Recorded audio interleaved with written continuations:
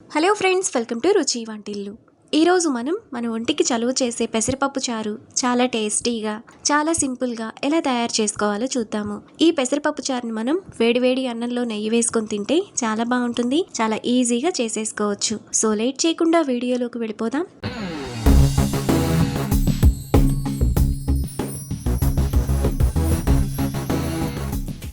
ముందుగా పెసరపప్పు చారు చేసుకోవడానికి కుక్కర్ తీసుకొని అందులో 100 గ్రాముల పెసరపప్పును వేసుకోవాలి. ఇప్పుడు నీళ్లు పోసుకొని పెసరపప్పును 3-4 సార్లు బాగా కడగాలి. పెసరపప్పును ఇలా కడిగిన తర్వాత అందులో 1 గ్లాసు నీళ్లు పోసుకోవాలి. ఇప్పుడు 1/2 టీ స్పూన్ ఆయిల్ వేసుకోవాలి. తరువాత కుక్కర్లో ఒక గిన్నె పెట్టుకొని అందులో చిన్న చిన్న ముక్కలుగా కట్ చేసుకున్న ఒక పెద్ద ఉల్లిపాయ, పొడవుగా కట్ చేసుకున్న 2 పచ్చిమిరపకాయలు, చిన్న చిన్న ముక్కలుగా కట్ చేసుకున్న 2 టమాటా వేసుకోవాలి. ఇలా చేసుకుంటే మనం పప్పును మెదిపేటప్పుడు ఉల్లిపాయ, టమాటా మరీ మెత్తగా అయిపోకుండా ఉంటాయి. ఇప్పుడు కుక్కర్ మూత విజిల్ పెట్టుకొని స్టవ్ మీద పెట్టి 3 విజిల్స్ వచ్చేంత వరకు మీడియం ఫ్లేమ్లో ఉడకనివ్వాలి. కుక్కర్ విజిల్స్ వచ్చి ప్రెషర్ పోయిన తర్వాత టమాటా, ఉల్లిపాయను పక్కన పెట్టుకోవాలి. తరువాత పెసరపప్పులో టేస్ట్కి తగినంత ఉప్పు వేసుకొని పప్పును మెత్తగా మెదుపుకోవాలి.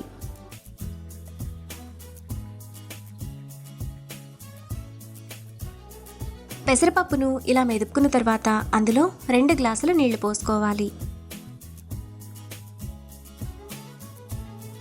తరువాత పక్కన పెట్టుకున్న టమాటా, ఉల్లిపాయను వేసుకోవాలి. ఇప్పుడు 1/2 టీ స్పూన్ పసుపు, 1 టీ స్పూన్ కూరల్లో వేసుకునే కారం, చిన్న నిమ్మకాయ సైజంత చింతపండు రసం, 1 రెమ్మ కరివేపాకు వేసుకొని కలుపుకోవాలి. పెసరపప్పు చారు మీకు ఇంకొంచెం పల్చగా కావాలంటే ఇంకొద్దిగా వాటర్ని పోసుకోవచ్చు. ఇలా కలుపుకున్న తర్వాత కుక్కర్ను స్టవ్ మీద పెట్టుకొని 15 నిమిషాల పాటు మీడియం ఫ్లేమ్లో మరగనివ్వాలి. 15 నిమిషాల తర్వాత పెసరపప్పు చారు మనకు ఈ విధంగా బాగా మరిగిపోతాయి. ఇప్పుడు కుక్కర్ను పక్కన పెట్టుకోవాలి. తరువాత స్టవ్ మీద గిన్నె పెట్టుకొని అందులో 1 టేబుల్ స్పూన్ ఆయిల్ వేసుకోవాలి.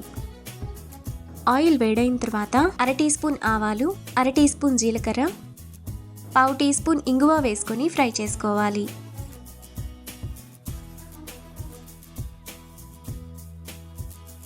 ఆవాలు చిటపట్లాడిన తర్వాత దంచిన 6 వెల్లుల్లి రెబ్బలు, 1 రెమ్మ కరివేపాకు, 2 ఎండుమిరపకాయలు వేసుకొని ఫ్రై చేసుకోవాలి. తాలింపంతా వేగిన తర్వాత పెసరపప్పు చారును పోసుకోవాలి. ఇప్పుడు ఒకసారి బాగా కలుపుకోవాలి.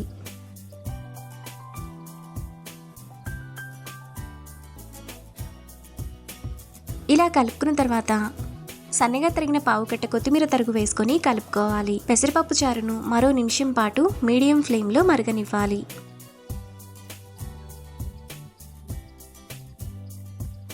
1 నిమిషం తర్వాత పెసరపప్పు చారు మనకు చాలా టేస్టీగా రెడీ అయిపోతుంది.